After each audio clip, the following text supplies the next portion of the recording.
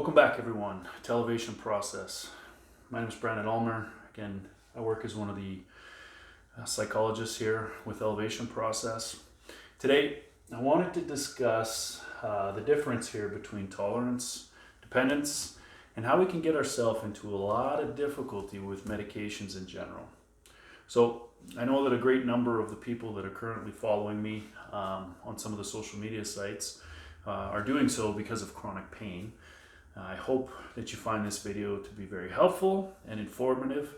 And again, I would be very interested in learning your own experience with these. So, I think when chronic pain first starts, when chronic pain, is new to your life, we have this expectation, when we go to our doctors, that there's going to be some kind of medication that's going to fix that, that's going to solve that. Those beliefs we've had since we were little kids, the idea that I can just go see my doctor and some kind of pill is going to get rid of that, right? Now, I talked about how we don't have medication that will actually do that in my 10 things video. Again, if you haven't checked that video, I encourage you to do that. It's a pretty popular one and filled with some useful information. So again, when chronic pain is kind of new to our lives, we go and see our doctors, usually our GPs, our general practitioners here in Canada. And what happens is, they want to help. They want to do what they can. But the truth is, a lot of them don't have a lot of training in what chronic pain is, how to manage that more effectively, and what's kind of best practice, right? So how they help is usually by medications. Okay, and usually with chronic pain, that's opiate medications, though not necessarily all the time. Okay, so this first concept I think is really important for people to understand and to recognize. So the idea with this word tolerance and medications is, essentially the more I take, the more I have to take. Okay, it's the reason why we start off with a Starbucks this big and we kind of end up with a Starbucks this big, right? No one ever starts off with a Starbucks this big, but as we start to intake caffeine on a daily basis, it doesn't take long before this hit of caffeine doesn't affect us in the same way, and we got to up it, right? Increase the dose in this case in order to get the same effect. The exact same thing can happen with pain medication. So you start on pain medication and you feel good, right? You feel like you're back to yourself. You can get way more accomplished. It works really well.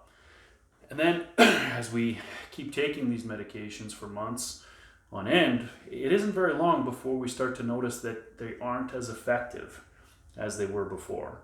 Now, part of the difficulty with that is that when we feel better, we go back to living the life that we did before, right?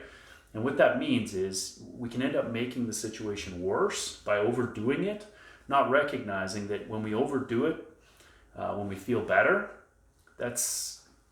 we're getting a false sense of what we can physically do, right? Our pain is being masked, the noise is being turned down temporarily because of that medication. And when that medication wears off, all that pain comes back, right? So a lot of times, because we lived our life, too busy during the day, we have a lot of difficulty sleeping at night, okay?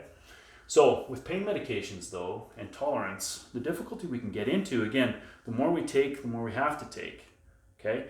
And as our dosage of opiate medication goes up and up and up and up and up over the years, these medications, specifically opiates and that class of medications, can be very dangerous in high dosages, okay? I think, again, this is something that's really getting a lot of news attention lately. It's the opiate crisis down in the States and also up here in Canada. But I know, it's a problem in Europe as well, okay? Part of this is due to the fact that, we were sold this line that opiate medications are safe and that if you have chronic pain, you won't get addicted to them, okay? We know that's not true, and certainly that's not true in all cases, okay? So I think it's important to remember, though, that tolerance doesn't signal addiction, okay? I can be tolerant to a medication and have to increase the dose without being addicted, okay? The problem is, as I increase the dose, this class of medications in particular, the opiates, they can be very dangerous, right? So one of the things we know is that opiate medications at high dosages can cause respiratory failure. You stop breathing in the middle of the night, okay? It's also very dangerous to mix these medications with alcohol. They can have a significant negative impact on your sexual function, your sleep, and on and on and on. So, I don't think that's necessarily something that your doctors communicate to you. They don't do a great job of communicating this. The idea that, these medications can work, but over time, as your dosage goes up, you can put yourself into a lot of danger and a lot of risk by using them. The second concept down here, dependence, this is what people mostly associate with addiction, okay? So when I take something on a day-to-day basis, my body becomes chemically dependent on that substance being in my system. And if I suddenly just take that away, my body goes through a very negative response, right? So these are the withdrawal symptoms that most people associate with addiction, okay? That doesn't signal addiction, okay? Just because I'm tolerant to medication, I have to increase my dose over time, that doesn't mean I'm addicted. Dependence, where my body is chemically dependent on it, and if I just suddenly take it away, I go through withdrawal, that also doesn't signal addiction. Addiction is something else. Addiction and this idea of addiction, we cover a lot more in our pain education session that's included with the chronic pain program. So if you're interested, I would refer you back there, okay? So, in closing, I think we need to take both of these into account anytime we're thinking about going on medications, right? Medications can be helpful without question with chronic pain, okay? But we need to adjust our expectations, and it's very, very important that we adjust our lives so that we're not constantly pushing the effects of what these medications can do for us, okay? Opiate medications were never designed to be used long-term. They're very, very helpful to treat acute pain, which is short-term pain, and it goes away, okay?